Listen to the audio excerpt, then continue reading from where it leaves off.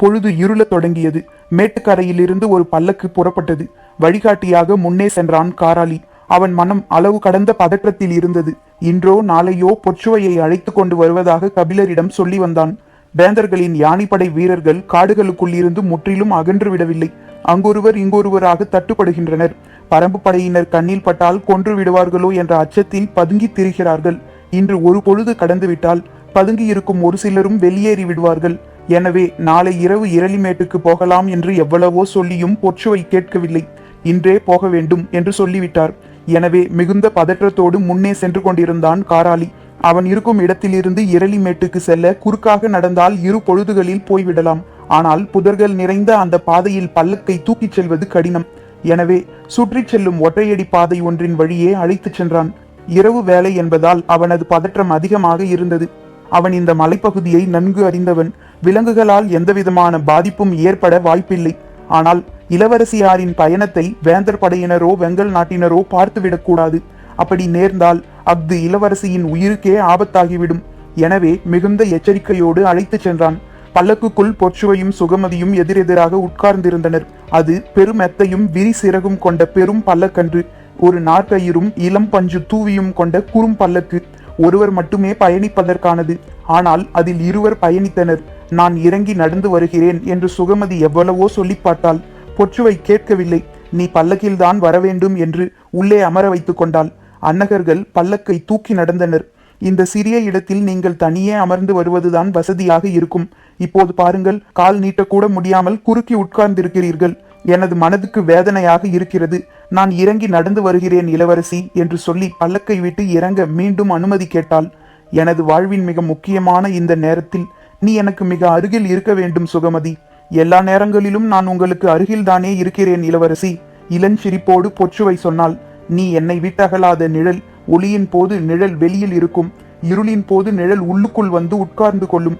அதனால்தான் இந்த இருளில் என் அருகில் உன்னை உட்கார வைத்துக் கொண்டேன். பொற்சுவையின் சொற்கள் அன்பால் மயக்கின. ஆனால் அன்பை பெற தகுதியானவர்கள் தாம் அதை உள்வாங்க வேண்டும். சுகமதியோ தனக்கு அந்த தகுதி இல்லை என்று எப்போதும் நம்புகிறவள். தான் பொற்சுவையின் பணிப்பெண். நீரோ பாலோ தேனோ தன் மீது எது கொட்டினாலும் உள்ளிறங்க அனுமதிக்காத கல் போலத்தான் பணிப்பெண்ணின் மனம் இருக்க வேண்டும் என்று சிறுவயது முதல் சொல்லி வளர்க்கப்பட்டவள். எனவே சுகமதியை அந்த வார்த்தைகள் ஒன்றும் செய்துவிடவில்லை. ஆனாலும் பொற்சுவையின் வார்த்தைகளை வேறு திசைக்கு மாற்ற விரும்பினாள் சுகமதி. பல்லக்கில் சிறு கண்ணாடி குடுவையில் விளக்கொளி சிந்திக் கொண்டிருந்தது. பொற்சுவையின் முகத்தை உற்று பார்த்தபடியே சொன்னாள். நீண்ட காலத்துக்கு பிறகு உங்களின் முகம் பூத்து மிளிர்கிறது இளவரசி. அப்படியா என்று மகிழ்வு பொங்க கேட்டவள். பல ஆண்டுகளுக்கு பிறகு ஆசானையும் பார்த்தறியாத பாரியையும் காணப்போகிறேன் அல்லவா? எனது முகம் மலராமல் என்ன செய்யும்? நான் காற்றில் மிதந்து கொண்டிருக்கிறேன் சுகமதி. எனக்குள் கவிதைகள் ஊற்றெடுக்கின்றன. சக்கரவாக பறவை வந்திறங்கும் நாளன்று நாம் எப்படி மகிழ்ந்திருப்போமோ அதைவிட பல மடங்கு மகிழ்வில் மனம் கூத்தாடுகிறது. எனது மனமும் மகிழ்வில் இருக்கிறது இளவரசி. அதே நேரம் உள்ளுக்குள் இருக்கும் அச்சம் நேரம் கூட கூட பெருகுகிறது. ஏன்? இந்த பயணத்தின் ரகசியம் வெளியில் தெரிந்துவிட்டால் இந்த பயணத்தின் நோக்கம் நிறைவேறுகிறதா என்பதுதான் முக்கியம். மற்றதெல்லாம் பொருட்டல்ல. நீங்கள் ஒரு முடிவெடுத்து விட்டால் அந்த முடிவை மட்டும்தான் பொருட்படுத்துவீர்கள். ஆனால் நீங்கள் எடுக்கும் எந்த முடிவையும் விட நீங்கள் தான் எனக்கு முக்கியம். சிரித்தால் பொற்சுவை. போர்க்களம் விட்டு அகன்று நாகக்கரட்டுக்கு வந்த பிறகு கூடாரங்களில் ஆயுதங்களை வைத்துவிட்டு வீரர்கள் உணவருந்தினர். இன்றைய போர் சிறு பாதிப்பு கூட யாருக்கும் ஏற்படாத வகையில் முடிவுக்கு வந்தது. உணவருந்தி முடித்தவுடன் இரவாதனின் தலைமையிலான விற்படையின் பெரும் பிரிவு தென்திசை நோக்கி புறப்பட்டது. இருளினூடே புறவிகள் வேகம் கொண்டன. சற்றே நீண்ட பயணம் அது. குளவன் திட்டின் பின்புறத்தை அடைய குதிரைகள் விரைந்தன. வீரர்கள் வருவதற்கு முன்பே அங்கு எண்ணற்ற தீப்பந்தங்கள் ஏற்றப்பட்டு எல்லா விதமான ஏற்பாடுகளும் செய்யப்பட்டிருந்தன. நேற்று இரவே இந்த திட்டம் பேசப்பட்டு விட்டதால் அதற்கான ஏற்பாட்டை முன்கூட்டியே தொடங்கிவிட்டான் இரவாதன். இந்த பணிக்காக பகல் முழுவதும் இந்த இடத்தில் பலர் வேலை பார்த்துள்ளனர். வீரர்கள் வந்தடையும் போது அவர்களின் பயிற்சிக்கான ஆயத்தம் முழுமை பெற்றிருந்தது. இந்த தாக்குதலுக்கு இரவாதனுடன் பிடரிமானும் கருணியும் தலைமை ஏற்கவிருந்தனர். மூஞ்சலுக்குள் 3 விதமான தாக்குதலை நடத்த வேண்டியுள்ளது. கவச உடை பூண்ட அகப்படை வீரர்களை தாக்கி அழிப்பது ஒன்று. பொய்க்கூடாரங்களில் குவிந்துள்ள வீரர்கள் சாரி சாரியாக வெளிவந்து தாக்குதலை தொடுப்பர். அவர்களை தாக்கி அழிப்பது 2. நீலன் இருக்கும் கூடாரம் நோக்கி முன்னேறி போய் அவனை மீட்பது 3. இந்த 3ம் தனித்தனியான தன்மைகளோடு செய்யப்பட வேண்டிய தாக்குதல்கள். குறிப்பாக மூஞ்சலுக்குள் நுழைந்த பிறகு வில்லால் தாக்குவதற்கு தேவையான இடைவெளிகள் போதுமான அளவுக்கு இருக்காது. பெரும்பாலும் வாள் வீச்சுக்கும் ஈட்டி உள்ளிட்ட ஆயுதங்களால் ஆன தாக்குதலுக்கும் தான் அதிக தேவை இருக்கும். பரம்பு படையின் முதற் பெரும் ஆற்றல் வில்லில் தான் இருக்கிறது. அதை அதிகம் பயன்படுத்த முடியாத நிலையில் மாற்று திட்டத்தையும் அதற்கு பொருத்தமான ஆயுதங்களையும் முடிவு செய்ய வேண்டியிருந்தது. மூஞ்சலுக்குள் நுழையவிருக்கும் அனைத்து வீரர்களுக்கும் நடத்தப்போகும் தாக்குதலை பற்றிய முழுமையான புரிதல் தேவை. இரவாதன் முன் சொல்லியபடி மூஞ்சலின் முழு வரைபடம் ஆயத்த நிலையில் இருந்தது. அதை வைத்து தாக்குதல் திட்டத்தை தனது படைக்கு விளக்க தொடங்கினான். இரவு முழுமைக்கும் நீளும் பயிற்சி தொடங்கியது. வெங்கல் நாட்டின் கடைசி குன்றை கடந்து பல்லக்கு பயணித்துக் கொண்டிருந்தது. மலை மீது பல்லக்கை தூக்கிச் செல்லும் போது உள்ளுக்குள் அசைவும் சரிவுமாக இருந்தது. சிறு பல்லக்கில் இருவர் எதிரெதிரே உட்கார்ந்திருந்ததால் சரிவில் இறங்கும் போதும் மேட்டில் ஏறும் போதும் பிடித்து கொள்ள வசதியாக இருந்தது. தனது கையோ காலோ பொற்சுவையின் மீது படும்போதெல்லாம் மன்னிப்பு கேட்டபடியே இருந்தால் சுகமதி. அன்னகர்கள் பெருஞ்சரிவு ஒன்றில் பல்லக்கை இறக்கிக் கொண்டிருந்தனர். முன்புறம் கால் மடக்கி உட்கார்ந்திருந்த சுகமதியின் கால்களை இறுக பிடித்தபடி சரிந்து விடாமல் தன்னை நிலைநிறுத்தி கொண்டாள் பொற்சுவை. சுகமதியோ தனது கால் பகுதியை இளவரசி பிடித்த போது துடித்து போனாள். எவ்வளவு முயன்றும் விலக்க முடியவில்லை. ஆனால் பொற்சுவையோ சரிந்து கொண்டிருப்பதால் மட்டும் பிடிக்கவில்லை. அவளுக்கு அது பிடித்திருந்தது. உனது கை எனது உடலில் பட்டால் அத்தனை முறை மன்னிப்பு கோருகிறாயே, எனது கை உனது காலில் பட்டால் என்ன செய்வாய் என்பது போலத்தான் இருந்தது அவளது செய்கை. பல்லக்கு சரிவு நிலையிலிருந்து சற்றே சமநிலை அடைந்தது. பொற்சுவை பல்லக்கில் இருந்த சிறு மணியில் ஓசை எழுப்பினாள். அன்னகர்கள் நடப்பதை நிறுத்தி தாங்குகோள்களால் பல்லக்குக்கு முட்டு கொடுத்தனர். முன்னால் சென்று கொண்டிருந்த காராளி வேக வேகமாக பல்லக்கின் அருகில் வந்து நின்றான். திரையை சிறிதே விலக்கி வெங்கல் நாட்டின் 6 ஊர்களின் எல்லையை கடந்து விட்டோமா என கேட்டாள். இன்னும் சிறு பொழுதில் கடந்து விடுவோம் இளவரசி, பள்ளத்தாக்குக்கு அருகில் வந்து விட்டோம் என்றான். விரைவுபடுத்து என்று சொல்லியபடி திரையை மூடிக்கொண்டாள். அன்னகர்கள் மீண்டும் நடக்கத் தொடங்கினர். ஏன் இளவரசி இவ்வளவு முக்கியமாக கேட்கிறீர்கள் என்று வினவினாள் சுகமதி. அன்னகர்கள் முழு வேகமாக நடக்கத் தொடங்கும் வரை அமைதி காத்தவள் பிறகு சொன்னாள், இந்த போரின் ஒரு பகுதிதான் தட்டியங்காட்டில் நடக்கிறது, இன்னொரு பகுதி இந்த 6 ஊர்களில்தான் நடந்து கொண்டிருக்கிறது. புரியாமல் விழித்தாள் சுகமதி. இந்த 6 ஊர்க்காரர்கள் தாம் போரிலே ஈடுபட மாட்டோம் என்று சொல்லிவிட்டார்களே, பிறகு எப்படி? அதனால்தான் எல்லா வகையான உளவு தொழிலுக்கும் இந்த ஊர்கள் களமாக அமைந்து விட்டன. மூவேந்தர்களும் தனித்தனியாக இந்த ஊரார்களை கொண்டு பரம்பை உளவு பார்க்கின்றனர். சற்றே அதிர்ச்சியோடு சுகமதி கேட்டாள், அப்படியென்றால் நாம் செல்லும் செய்தி கூட உளவு பார்க்கப்பட்டிருக்குமா? சுகமதியின் கண்களை உற்று பார்த்தபடி பொற்சுவை சொன்னாள், பேரரசர்கள் என்ன செய்கிறார்கள் என்பதை நாம் அறிந்திருக்கும் போது நாம் என்ன செய்கிறோம் என்பதையும் அவர்கள் அறிந்திருக்க வாய்ப்புண்டு அல்லவா? திடுக்கிட்டாள். பேரரசர்கள் என்ன செய்ய போகிறார்கள் என்பதை நீங்கள் அறிந்துள்ளீர்களா இளவரசி? ஆம், அந்த செய்தியை அறிந்ததால் தான் இன்றே செல்ல வேண்டும் என முடிவு செய்தேன். போரை நிறுத்துவதற்கான பேச்சுக்குத்தானே பாடியை பார்க்க போவதாக கூறினீர்கள். அது கடந்த வார சூழல். இனி இந்த போரை யாராலும் நிறுத்த முடியாது. அந்நிலை கடந்துவிட்டது. அப்படியென்றால் யாருடைய வெற்றிக்காவது உதவப் போகிறீர்களா? வெற்றி தோல்வியை போர்க்களம்தான் தீர்மானிக்கும். அதில் நாம் ஏன் உதவ வேண்டும்? பிறகு இந்த பயணத்தின் நோக்கம்தான் என்ன? பாரியை சதியால் வீழ்த்த திட்டமிட்டுள்ளனர். இன்று இரவு அந்த சதி நிகழப்போகிறது. அதை தடுக்கவே நான் போகிறேன். மிரண்டது சுகமதியின் முகம். நீங்கள் சொல்வது உண்மையா இளவரசி? நம் பேரரசரா இந்த செயலை செய்ய போகிறார்? நம் பேரரசர் அல்ல, சோழ பேரரசர் அந்த செயலை செய்ய போகிறார். சற்றே நிம்மதியானால் சுகமதி. தமது பேரரசுக்கு எதிரான செயலில் தாம் ஈடுபடவில்லை என்பது அவளின் பெருமூச்சுக்கு காரணமாக இருக்கலாம். ஆனால் அதை பொற்சுவை கவனிக்காதது போல இருந்து கொண்டாள். கொலை சதியை நிறுத்தப் போகும்போது கூட உங்களின் முகம் பதற்றம் ஏதுமின்றி இருக்கிறதே. செய்யப்போகும் செயலின் முக்கியத்துவம், சிறு ஐயம் கூட எனது நடவடிக்கையின் மீது ஏற்பட்டுவிடக் கூடாது என்பதில் உள்ள தெளிவு. உண்மையில் எனது வாழ்நாளில் இவ்வளவு பதற்றத்தை நான் இதற்கு முன்னர் அடைந்ததில்லை. ஆனால் அதை வெளிக்காட்டிவிடக் கூடாது என்பதில் முழு கவனத்தோடு இருக்கிறேன். எனது முகம் முழுமையாக பூத்திருக்கிறது என்பதை நீயே நம்பிய பிறகு வேறு யார் ஐயம் கொள்ள முடியும்? இந்த பயணத்தின் தன்மை இப்போதுதான் சுகமதிக்கு முழுமையாக புரியத் தொடங்கியது. நான் மறுபடியும் கேட்கிறேன், இதனால் உங்களுக்கு ஆபத்து ஏதும் வந்துவிடாதே. அது நம் பேரரசர் எவ்வளவு ஒற்றறிகிறார் என்பதை பொறுத்தது. இளவரசியாரின் செயலை அவ்வளவு துல்லியமாக ஒற்றறிகின்றனரா? ஆம், காராளியின் எல்லா நடவடிக்கைகளும் அவர்களால் கண்காணிக்கப்படுகின்றன. நடுங்கி போனால் சுகமதி. என்ன சொல்கிறீர்கள் இளவரசி? அவனை நம்பித்தானே இந்த பயணத்தையே மேற்கொள்கிறோம். அப்படியென்றால் இது உறுதியாக ஆபத்தில் போய்த்தான் முடியும்.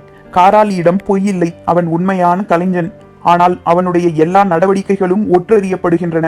அவன் நமக்கு சொல்வதைப் போல அவனை பற்றி வேறு யாரோ சொல்லிக் கொண்டிருக்கின்றனர்.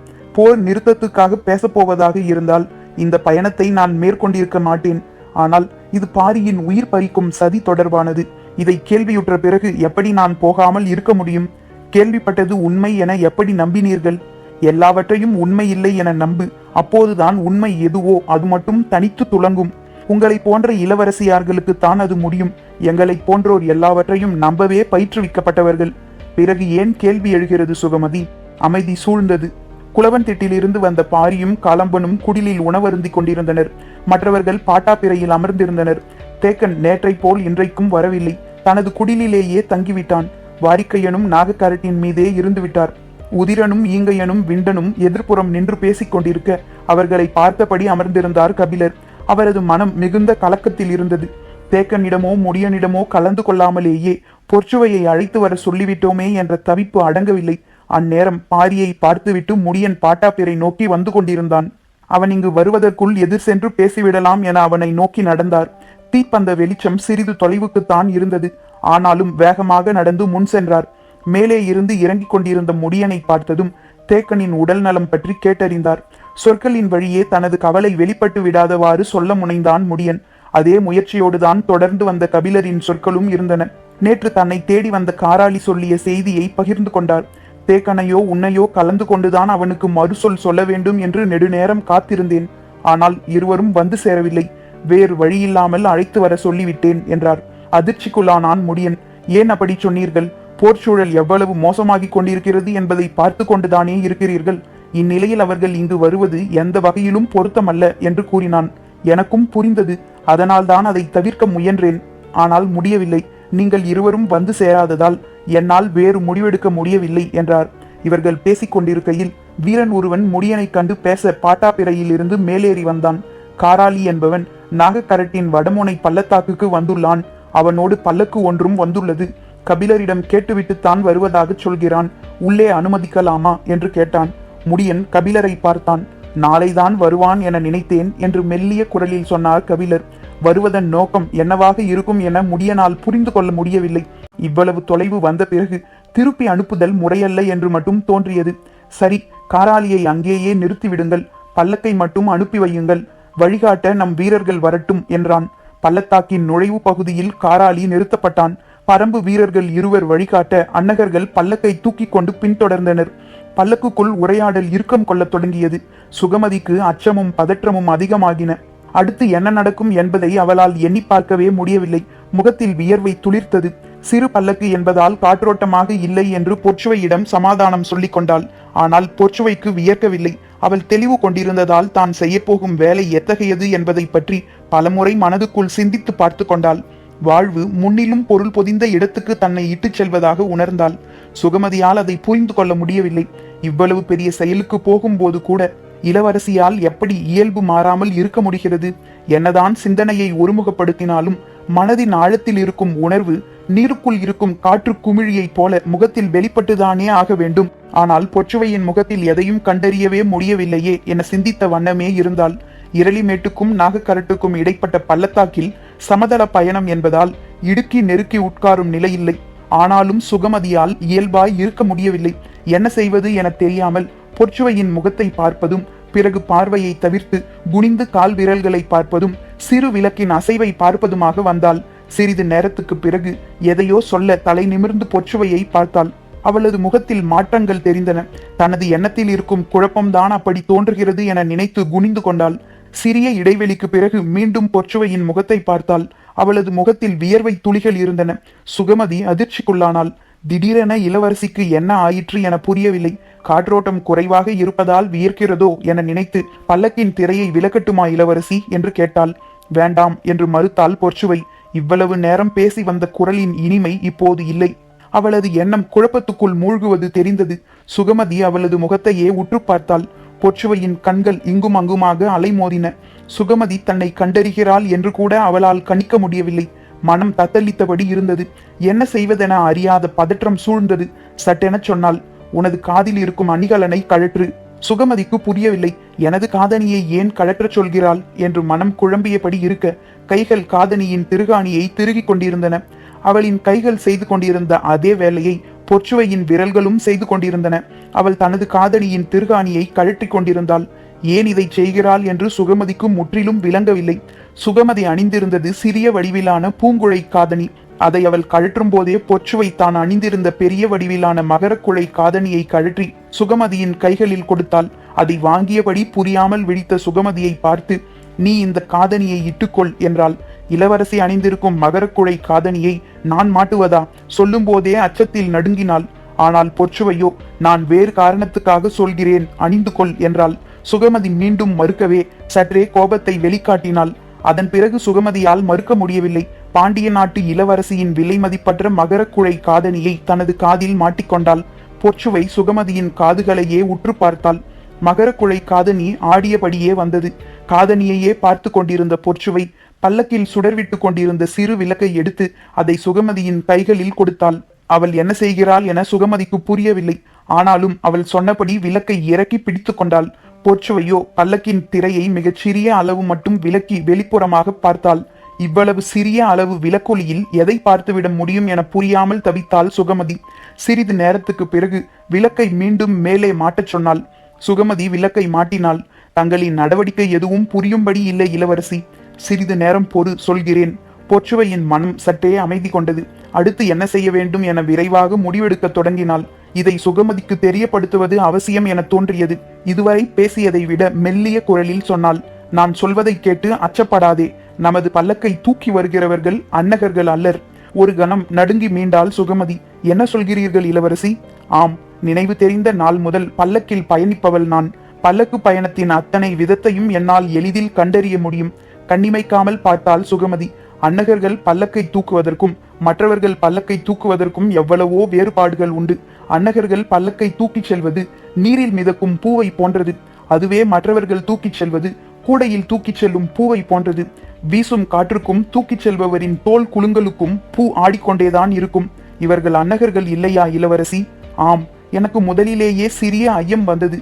ஆனால் மேடு பள்ளத்தில் பல்லக்கை தூக்கி வந்ததாலும் சிறு பல்லக்கில் இருவர் மிக நெருக்கமாக உட்கார்ந்திருந்ததாலும் கண்டறியாமல் விட்டுவிட்டேன். இப்போது சமதளத்தில் செல்லும் போது எனது மகரக்குழை காதணிகள் காது மடல்களில் இருந்து அசைந்து அசைந்து கழுத்தை போய் தட்டிக்கொண்டே இருந்தன. இவ்வளவு கனமான காதணிகள் இப்படி அசையும்படி அன்னகர்கள் ஒருபோதும் பல்லக்கை தூக்கிச் செல்ல மாட்டார்கள். அதனால்தான் உனது காதில் மாட்டி அவை அசையும் விதத்தை பார்த்தேன். திரையை விலக்கி கீழே பார்த்தது என்று கேட்டு முடிக்கும் முன் பொற்சுவை சொன்னால், ஐயத்தை உறுதிப்படுத்திக் கொள்ள வேண்டும் அல்லவா? அதனால் விளக்கின் ஒளியில் தூக்கிச் செல்பவர்களின் கால்களை பார்த்தேன். சுகமதியின் கண்கள் நடுங்கியபடியே அவளது முகத்தை பார்த்தன. பொற்சுவை சொன்னால், அன்னகர்களின் கால்களில் முடி இருக்காது. ஆனால் இந்த கால்களை நீ பார்க்கிறாயா என்றாள். பதறினாள் சுகமதி. அப்படியென்றால் நம்மை தூக்கிச் செல்வது யார் இளவரசி? சற்று அமைதிக்கு பிறகு சொன்னால், நம் அன்னகர்களை நமக்கு தெரியாமலேயே மாற்ற வேறு யாரால் முடியும்? நம் பேரரசர்தான் இதை செய்திருப்பார். ஏன், பாரியை கொல்ல நம் மூலம் செய்யப்பட்டிருக்கும் ஏற்பாடாக இது இருக்கலாம். சொல்லும் போதே பொற்சுவைக்கு வியர்த்து அடங்கியது. கொலையை தடுக்க வருவதாக நினைத்து கொலையாளிகளை அழைத்து வந்துள்ளேன். சுகமதிக்கு மயக்கம் வருவது போல் இருந்தது. பொற்சுவையின் கண்களை கூட அவளால் பார்க்க முடியவில்லை. நீர் பெருகியது. பல்லக்கு சட்டென நின்றது. பரம்பு வீரர்கள் பல்லக்கை இங்கு இறக்குங்கள் என்று சொல்வது கேட்டது. பதறிய சுகமதி பொற்சுவையின் கைகளை இறுக பற்றினாள். நான் உங்களை இறங்க விடமாட்டேன். சொல்லிக் கொண்டிருக்கும் போதே கண்ணீர் பொங்கியது. அவளின் பிடியிலிருந்து கைகளை விலக்கி அவளின் தலையை தொட்டபடி பொற்சுவை சொன்னாள், பதற்றப்படாதே. நாம் எண்ணிய இடத்துக்குத்தான் வந்துள்ளோம். இனி பின்வாங்க முடியாது. நமது அறிவு நமக்கு கை கொடுக்கும். நம்பிக்கையுடன் எதிர்கொள்வோம். இல்லை, நான் கடமை வழுவ மாட்டேன். உங்களுக்கு எந்த தீங்கும் நேர அனுமதிக்க மாட்டேன் என்று பதறினாள். நீ எனது கனவின் மிச்சம். உனது வார்த்தைகளில் தான் அது முழுமை கொள்ளப் போகிறது. இங்கு என்ன நடந்தாலும் பல்லக்கை விட்டு நீ கீழ் இறங்கக்கூடாது என்று சொல்லியபடி சட்டென திரை விலக்கி வெளியேறினாள் பொற்சுவை. தூக்கி வந்த அறுவர் தலை வணங்கி நின்றிருந்தனர். அவர்களுக்கு அருகில் பரம்பு வீரர்கள் 4 நின்றிருந்தனர். பல்லக்கில் இருந்து வெளிவந்ததும் எதிரில் இருந்த மரத்தின் அடிவாரத்தை பார்த்தாள். அங்கு நிறைய தீப்பந்தங்கள் எரிந்து கொண்டிருந்தன. மரத்தின் அடிவாரத்தில் இருந்த கல் இருக்கைகளில் 6-7 பேர் பேசிக் கொண்டிருந்தனர். இடது ஓரத்தில் ஆசான் கபிலர் இருந்தார். பாட்டாப்பிரையின் வலது ஓரத்தில் பாரி இருந்தான். இடையில் முடியன், ஈங்கையன், உதிரன், விண்டன், காலம்பன் ஆகியோர் இருந்தனர். ஆனால் பொற்சுவை யாரையும் பார்க்கவில்லை. நேராக கபிலரை நோக்கி நடக்கத் தொடங்கினாள். மனதுக்குள் எண்ணங்கள் புரண்டெழுந்து கொண்டிருந்தன. சோழனின் சதி திட்டத்தை எப்படி சொல்வது? உடன் வந்துள்ள பாண்டிய வீரர்களின் தாக்குதலை எப்படி தடுப்பது? எதுவுமே அவளுக்கு பிடிபடவில்லை. கண்களுக்கு வேறெதுவும் தெரியவில்லை. ஆசானின் முகம் மட்டுமே தெரிந்தது. அவரின் அருகில் வந்து நின்றாள் பொற்சுவை. வேகமாக வந்துவிட்டோமா என ஒரு கணம் எண்ணினாள். என்ன முடிவெடுப்பது என்பது அறியாத பதற்றத்தோடு பணிந்து ஆசானின் கால்களை தொட்டாள். கண் கலங்கிய கபிலர் அவளுக்கு வாழ்த்து சொல்லி எழுந்திருக்க சொன்னார். ஆனால் பொற்சுவையால் எழுந்திருக்க முடியவில்லை. அடுத்து என்ன செய்வது என்பது அவளுக்கு பிடிபடவில்லை. குனிந்து வணங்கியபடி இருந்தவளின் மனம் கொந்தளித்தபடி இருந்தது. தன் வழியாக பாரியை எப்படி அடையாளம் கண்டறிவார்கள், தாக்குதலுக்கு என்ன உத்தியை வகுத்திருப்பார்கள் என சிந்தித்தபடியே எழுந்தாள். ஆசான் வாஞ்சையோடு அவளின் தலையை தொட்டு வாழ்த்து சொல்லியபடி இருக்க, அவர் முகத்தை பார்த்ததும் பொச்சுவை கேட்டாள். ஈங்கையன் எங்கு இருக்கிறார் ஆசானே? சற்றே அதிர்ச்சிக்குள்ளானார் கபிலர். பாரியை தானே கேட்பாள் என நினைத்தோம், ஏன் ஈங்கையனை கேட்கிறாள்? எதுவும் புரியவில்லை. இடது கையை நீட்டி மூன்றாவதாக நிற்பவனை காட்டினார் கபிலர். பொற்சுவையின் கால்கள் அவனை நோக்கி திரும்பின. பல்லக்கின் மேற்பிடிமானங்கள் முழுவதும் உள்ளொடுங்கிய ஈட்டிகளால் ஆனவை. பொற்சுவை கபிலரை வணங்கிய பிறகு பாரியை வணங்கி பேசுவாள். அந்த கணத்தில் அவனை தாக்கி அழிக்க வேண்டும் என்னும் ஆணையோடுதான் நன்கு பயிற்சி பெற்ற வீரர்களை குலசேகர பாண்டியன் அனுப்பியிருந்தார். பொற்சுவையின் கால்கள் ஈங்கையனை நோக்கி நகரத் தொடங்கிய போது பாண்டிய வீரர்கள் பல்லக்கோடு ஒட்டியுள்ள ஈட்டியை இறுக பற்றினர். பொற்சுவையின் மனம் தள்ளாடியது. பாரி எங்கு இருக்கிறான்? ஒரு கணமேனும் அவன் முகத்தை பார்க்க வேண்டும் என மனதுக்குள் தோன்றியது. ஒருவேளை அந்த முகத்தை பார்த்துவிட்டால் தன்னை அறியாமலே கைகள் குவிந்து தாழ் பணிந்து விடுவோம், வேண்டாம் என மனதின் அடங்காத தவிப்போடு மூன்றாம் நிலையில் இருந்த ஈங்கையனின் முன்னால் வந்து நின்றாள். உடன் நிற்கும் யாருக்கும் எதுவும் புரியவில்லை. ஈங்கையனை பார்த்தபடி கைகளை குவித்து கால் தொட்டு வணங்க மண்டியிட்டாள் பொற்சுவை. ஈங்கையன் பதற்றத்தோடு அவளை தடுக்க முற்படும் போது பாண்டிய வீரர்களின் ஈட்டிகள் மின்னலென பாய்ந்தன. அருகில் நிற்பவர்கள் என்னவென்று அறியும் முன்பு அடுத்தடுத்து இறங்கின ஈட்டிகள். மற்றவர்கள் ஈங்கையனை நோக்கி ஓடி வருவதற்குள் கபிலரின் முகம் நோக்கி பீச்சி அடித்தது ஈங்கையனின் குருதி. கன நேரத்தில் பாட்டாப்பிரை போர்க்களமானது. எதிர்பாராத கணத்தில் தாக்குதலில் இறங்கிய பல்லக்கு தூக்கிகளை சுற்றி நின்றிருந்த பரம்பு வீரர்கள் கண்ணிமைக்கும் நேரத்தில் வெட்டி சரித்தனர். ஒருவன் கூட உயிர் தப்பவில்லை. அலறல் ஒளி மேலெழும் முன்பே எல்லாம் முடிந்தன. தாக்குதல் ஓசை கேட்டு பதற்றத்தோடு பல்லக்கை விட்டு வெளியில் வந்தாள் சுகமதி. மரத்தடியை பார்த்த கணத்தில் ஐயோ இளவரசி என்று உயிர் உருக கத்திக்கொண்டு ஓடினாள். பரம்பின் குரல் ஒலிக்கும்.